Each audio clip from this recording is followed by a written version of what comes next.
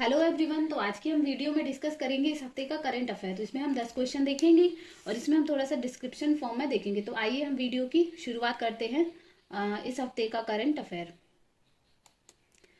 तो हमारा जो पहला क्वेश्चन है वो है कि हाल ही में किस राज्य ने अपना 23वां स्थापना दिवस मनाया है। तो हाल ही में उत्तराखंड राज्य ने अपना 23वां स्थापना दिवस मनाया है, यानी कि उत्तराखंड राज्य की स्थापना को 23 साल पूरे हो चुके हैं। तो इसके थोड़ी सी हम इतिहास के बारे में बात करें तो इसकी शुरुआत होती है 9 नवंबर सन 2000 से। 9 नवंबर सन 2000 ये तारीख इतिहास में उत्तराखंड की स्थापना दिवस के तौर पर दर्ज है। पृथक उत्तरांचल की मांग को लेकर कई वर्षों तक चले आंदोलन के बाद आखिरकार 9 नवंबर 2000 को उत्तराखंड को 27वें राज्य के रूप में मान्यता मिली, यानी कि जो उत्तराखंड राज्य स्थापना हुई थी वह भारत का 27वां राज्य था। 2000 से सन 2006 तक इसे उत्तरांचल के नाम से जाना जाता था। हम सभी ने ये जरूर पढ़ा होगा उत्तरांचल वर्ड। तो 2000 से 2006 तक इसे उत्तरांचल के नाम से जाना जाता था, लेकिन जनवरी 2007 में स्थानीय लोगों की भावनाओं का सम्मान करते हुए इसका आधिकारिक नाम बदलकर उत्तराखंड कर दिया गया। उत्तराखंड। तो 2000 से 2006 तक इसे उत्तरांचल के नाम से जाना जाता था, फिर 2007 से इसे उत्तराखंड के नाम से जाना जाने लगा। नेक्स्ट क्वेश्चन है हमारा, हाल ही में कहाँ राष्ट्रीय मानवाधिकार आयोग यानी कि NHRI का 14वां अंतर्राष्ट्रीय सम्मेलन आयोजित किया गया है। तो किया गया कोपेनहेगन में। तो राष्ट्रीय मानवाधिकार आयोग के अध्यक्ष कौन है? राष्ट्रीय मानवाधिकार आयोग के अध्यक्ष हैं अरुण मिश्रा, न्यायमूर्ति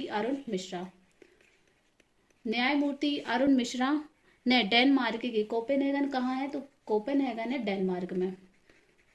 तो न्यायमूर्ति अरुण मिश्रा ने डेनमार्क के कोपेनहेगन में राष्ट्रीय मानवाधिकार संस्थानों के 14वें अंतर्राष्ट्रीय सम्मेलन को संबोधित किया। इस शिखर सम्मेलन का विषय था torture and other in treatment the role of NHRI। ये इसका टॉपिक था। नेक्स्ट क्वेश्चन है हमारा, हाल ही में गोवा राज्य में 37वें राष्ट्रीय खेलों में कौन सा राज्य सबसे अधिक पदकों के साथ शीर्ष स्थान पर रहा है? तो उसका आंसर है महाराष्ट्र। हम सभी ने भी देखा था कि गोवा में 37वें राष्ट्रीय खेलों का आयोजन किया गया है। तो इसमें महाराष्ट्र राज्य जो है वो सबसे अधिक पदकों के साथ शीर्ष स्थान पर रहा है। इसमें सर्वश्रेष्ठ महिला एथलीट यानी कि सर्वश्रेष्ठ महिला एथलीट का जो खिताब है वो मिला है प्रणति नायक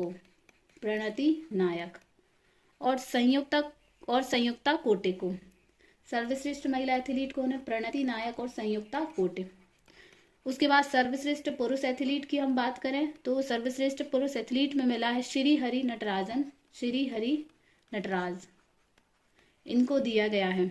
और इन खेलों में महाराष्ट्र ने जो है कुल 228 पदक जीते हैं। कुल 228 पदकों में जो महाराष्ट्र के 80 जो पदक हैं वो हैं गोल्ड। उसके बाद दूसरे नंबर की हम बात करें तो इसमें दूसरे नंबर पर रहा है सर्विसेज के जो कुल पदक हैं वो हैं 126 पदक। तीसरे स्थान पर हरियाणा राज्य रहा है और हरियाणा राज्य के जो कुल पदक हैं वो हैं, तो हरियाणा इसमें तीसरे नंबर पर रहा है। नेक्स्ट क्वेश्चन है हमारा, हाल ही में जारी QS एशिया यूनिवर्सिटी रैंकिंग 2024 में किसको प्रथम स्थान प्राप्त हुआ है? तो चीन की पेकिंग यूनिवर्सिटी। चीन की जो पेकिंग यूनिवर्सिटी इसको QS एशिया रैंकिंग में फर्स्ट नंबर मिला है। इसकी यदि हम बात करें कि हाल ही में वैश्विक उच्च शिक्षा थिंक टैंक क्वार्टरली साइंस द्वारा QS Asia university ranking Asia 2024 की सूची जारी की गई, जिसमें एशिया की कुल 856 यूनिवर्सिटीज में यानी कि विश्वविद्यालय में एशिया की कुल 856 यूनिवर्सिटीज में जो भारत की हैं वो 148 शामिल है। भारत की 148 यूनिवर्सिटी शामिल है। और इस रैंकिंग में यदि हम विश्व भर के प्रदर्शन और इस रैंकिंग में विश्व भर के विश्वविद्यालयों के प्रदर्शन और गुणवत्ता का मूल्यांकन किया जाता है। शीर्ष रैंक की हम यदि बात करें तो शीर्ष रैंक में पहले स्थान पर है जो है चीन है, चीन की यही पेकिंग यूनिवर्सिटी। दूसरे नंबर की हम बात करें तो दूसरे नंबर पर है हांगकांग यूनिवर्सिटी, हांगकांग की, हांगकांग। तीसरे नंबर पर की हम बात करें तो तीसरे स्थान पर सिंगापुर, सिंगापुर की यूनिवर्सिटी ऑफ सिंगापुर, ये तीसरे स्थान पर है। अब इसमें हम भारतीय यूनिवर्सिटी का प्रदर्शन देखें तो इसमें आईआईटी बॉम्बे जो है, आईआईटी बॉम्बे की जो रैंक है वो 40वीं है। और इसकी रैंकिंग अभी तक बरकरार है क्योंकि क्यूएस एशिया 2022 में आईआईटी बॉम्बे की रैंकिंग 42 थी, लेकिन अब 2023 में इसकी रैंकिंग है 40वीं। दूसरे नंबर पर आईआईटी दिल्ली है, आईआईटी दिल्ली की 2023 में 46वीं रैंकिंग है, लेकिन इसकी 2022 में 45वीं रैंकिंग थी। तीसरे स्थान पर देखें तो आईआईटी मद्रास है, इसकी अभी रैंकिंग है 53 है। और 7 भारतीय संस्थान एशिया की 100 शीर्ष 100 में शामिल है, यानी कि भारत के जो कुल 7 संस्थान है वो कुल एशिया की टॉप 100 में शामिल है। नेक्स्ट क्वेश्चन की हम बात करें तो नेक्स्ट है, हाल ही में किस स्टार टेनिस खिलाड़ी ने लॉन टेनिस में 7वीं बार पेरिस मास्टर्स 2023 का खिताब अपने नाम किया है? तो नोवाक जोकोविच। तो सर्बिया के नोवाक जोकोविच, सर्बिया के हैं ये। नोवाक जोकोविच कहाँ के हैं? तो नोवाक जोकोविच हैं सर्बिया, सर्बिया के। तो नोवाक जोकोविच ने 7वीं बार पेरिस मास्टर्स का खिताब अपने नाम कर लिया है। फाइनल में उन्होंने ग्रिगोर दिमित्रोव को हराया है। 37 वर्षीय जोकोविच ने टूर्नामेंट के सबसे उम्रदराज चैंपियन के रूप में अपने ही रिकॉर्ड को पीछे छोड़ दिया है। जोकोविच का यह 40वां मास्टर्स 1000 खिताब था। और ये किससे संबंधित है, क्वेश्चन पूछा जा सकता है, तो ये टेनिस से संबंधित है, नोवाक जोकोविच। नेक्स्ट क्वेश्चन है हमारा, राष्ट्रीय विधिक सेवा दिवस यानी कि राष्ट्रीय कानूनी सेवा दिवस यानी कि नेशनल लीगल सर्विसेज डे हर साल किस दिन मनाया जाता है? तो ये मनाया जाता है 8 नवंबर को। इसकी हिस्ट्री की हम बात करें तो सुप्रीम कोर्ट द्वारा सन 1995 में, सुप्रीम कोर्ट द्वारा सन 1995 में कानूनी सेवा दिवस की स्थापना की गई थी। तब से हर साल 9 नवंबर को यह दिवस मनाया जाता है। उस समय भारत में कानूनी सेवाएं प्रदान करने के लिए कोई व्यापक तंत्र नहीं था। गरीब और कमजोर वर्ग के लोग अक्सर कानूनी सहायता के लिए संघर्ष करते थे। तो हर साल 9 नवंबर को राष्ट्रीय विधिक सेवा दिवस या इसी को राष्ट्रीय कानून सेवा दिवस मनाया जाता है। नेक्स्ट है, हाल ही में दुनिया की पहली चिकनगुनिया की वैक्सीन को किस देश में मंजूरी दी गई है? तो अमेरिका में। दुनिया की पहली चिकनगुनिया वैक्सीन को अमेरिका ने मंजूरी दे दी है। फ्रांसीसी बायोटेक कंपनी वेलनेवा, ये एक फ्रांसीसी बायोटेक कंपनी है, वेलनेवा ने इसे तैयार किया है।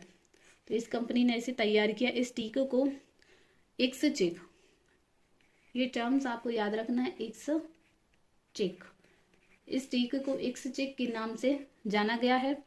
चिकनगुनिया वायरस मुख्य रूप से संक्रमित मच्छर के काटने से इंसान में फैलता है। पिछले 15 वर्षों में 50 लाख मरीजों में चिकनगुनिया की पुष्टि होने के बाद यह बीमारी आज वैश्विक स्वास्थ्य खतरा बन गई है।